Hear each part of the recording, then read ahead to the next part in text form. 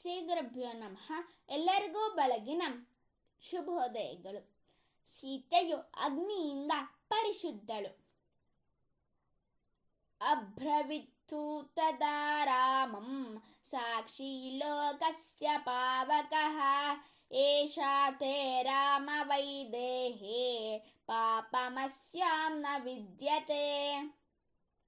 ನೈವ ವಾಚಾ ನ ಮನಸಾ ನೈವ ಬುದ್ಧ್ಯಾ ನ ಚಕ್ಷುಷಾ ಸುವೃತ್ತ ವೃತ್ತಚೌಢೀಯಂ ನತ್ವಾ ಮತ್ಯಚ್ಚರತ್ ಶುಭಾ.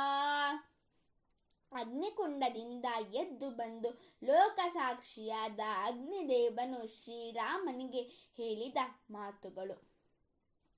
ಶ್ರೀರಾಮನೇ, ಈ ಸೀತೆಯು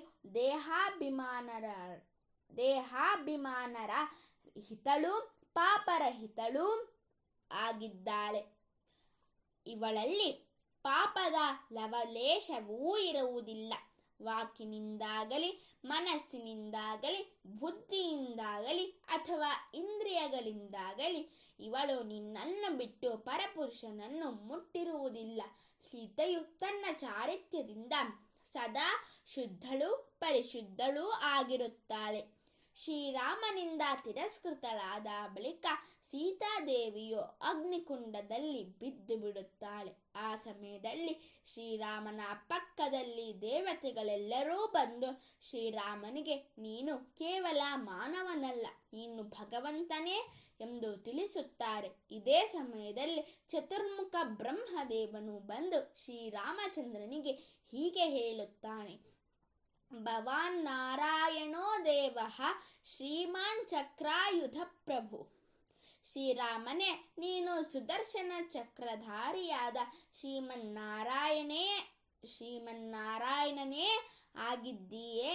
ದೇವಾಧಿದೇವತೆಗಳೆಲ್ಲರೂ ನೋಡುತ್ತಿರುವಂತೆ ಸೀತೆಯು ಅಗ್ನಿಕುಂಡವನ್ನು ಪ್ರವೇಶಿಸಿಯೇ ಬಿಡುತ್ತಾಳೆ. ತನ್ನ ಚಾರಿತ್ರ್ಯದ ಬಗ್ಗೆ ಪಾತಿವ್ರತ್ಯದ ಬಗ್ಗೆ ಸೀತಾದೇವಿಗೆ ಪೂರ್ಣ ವಿಶ್ವಾಸವಿದ್ದುದರಿಂದ ಅವಳನ್ನು ಯಜ್ಞೇಶ್ವರನು ಅಗ್ನಿಯು ಸ್ವಲ್ಪವೂ ಸುಡಲಿಲ್ಲ.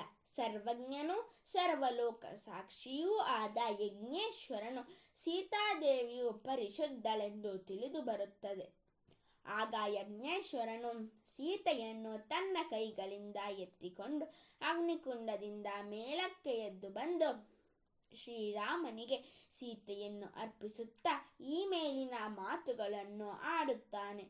ಸೀತೆಯ ಪಾತಿವ್ರತ್ಯವು ಅಗ್ನಿಯಿಂದಲೂ ಪರಿಶೋಧಿಸಲ್ಪಟ್ಟಿತ್ತು.